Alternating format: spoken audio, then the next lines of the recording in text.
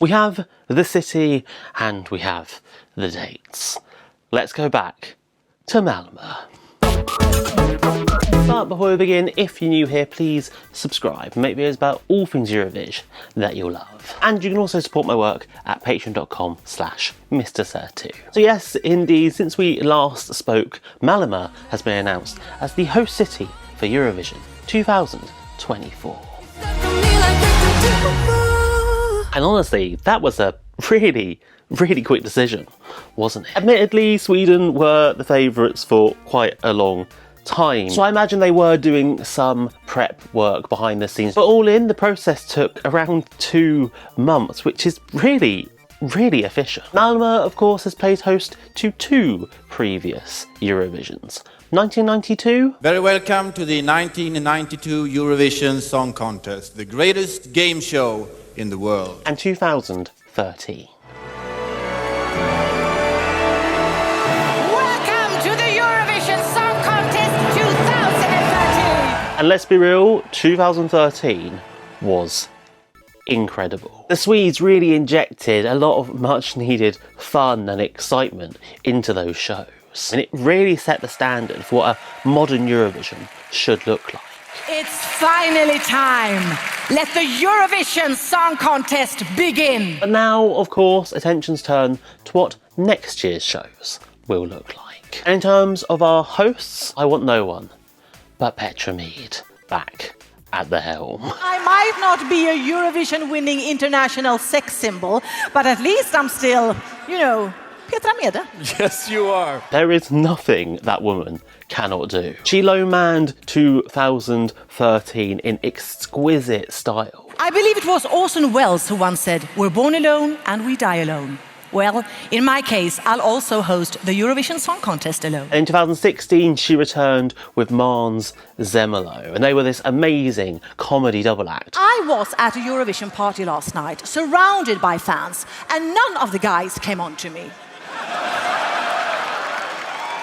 Was it the same for you, Måns? Well, if they do want to throw in some new blood, though, I would love to see our Melfest 2022 hosts, Oscar and Farah, up on that stage.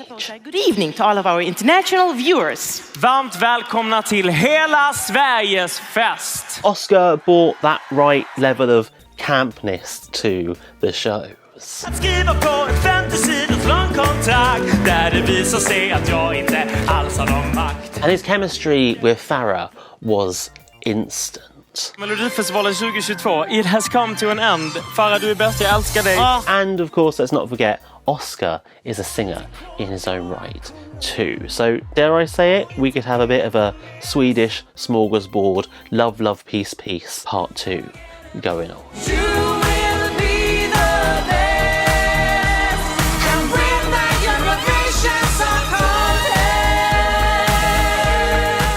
And of course, if I'm being greedy, I would love to see the return of Linda Woodruff too. Sweden has hosted the Eurovision 6 times, which has made Swedish television world famous and, of course, totally bankrupt.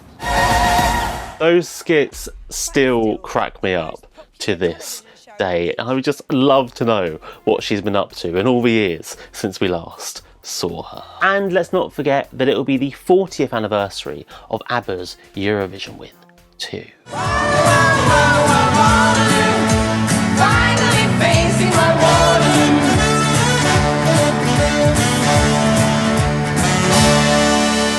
Which in an ideal world would mean the band reforming for a big interval number.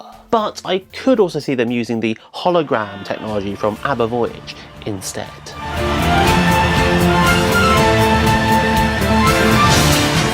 This year we saw some absolutely beautiful projection mapping in that Ordinary World duet. And so I can just imagine them combining that technology with the avatars to create this incredible, immersive live experience.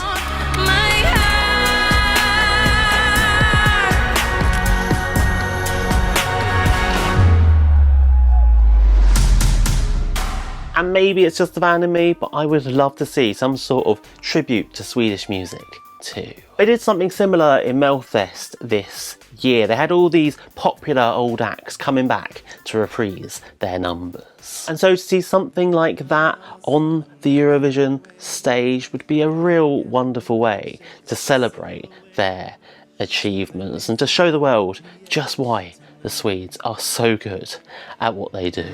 It's like a force pulling me in. It's getting stronger from within. My main concern, however, is that SVT are reportedly planning on cutting the final by an hour, by potentially getting rid of the flag parade or shrinking or even removing altogether the jury vote. And sure, I get at 4.5 hours the show is pretty long, but that's kind of part of the fun of it, isn't it? When we reach the end of the show in approximately 3 to 8 hours, we will have a new champion. Something like that flag parade really sets the scene. It really starts the show with a bang. I love the sheer pageantry of it all. It's a bit like the Common song in Junior. It's a real chance for all these artists to shine on that stage outside of their performance. And as for the jury votes, I get the debate about them not always getting things right. The last time both the jury vote and public vote agreed was in 2017, so there's clearly some sort of disparity somewhere that needs to be ironed out. I think removing the jury altogether would be the wrong move. Back when it was a pure televote, we had acts like Scooch and Daz Sampson.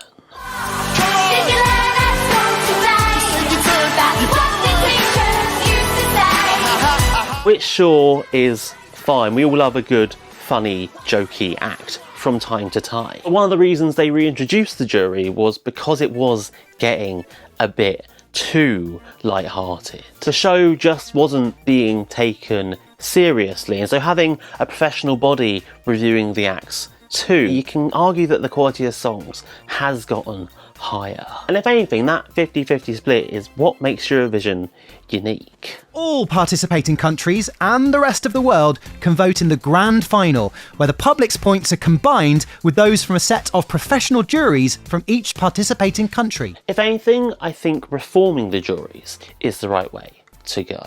Increase the size of each jury to 10 or 15 people and make sure all those people are from a diverse background. If we're giving these people half the say, then they need to represent the kind of music that's on offer. Or they could even introduce a demoscopic jury and give them, say, 25% vote. El voto demoscópico otorga los 16 puntos. That way you'd have a panel of non-expert judges that are truly gauging the thoughts of those at home, and that, in theory at least, should be reflective of those watching. And in that situation, you would reduce the professional jury to 25% as well, meaning that technically the audience at home would have the bigger say. The juries have voted, but everything can now change as you at home have the final word. I think that would give that side of the vote just that little bit more credibility. But of course, this is all speculation. We shall have to wait and see how Eurovision 2024 truly shapes up. But what about you, humble viewer? Are you excited to be heading back to Malmö? What do you think about SVT's plans to change the format up? Let me know down below in the comments. And please leave a like and subscribe for more. You can be guaranteed I'll be keeping you up to date on all things Malmö 2024 as they happen. So make sure you stick around for all the latest updates. And to keep watching, click the links on screen now.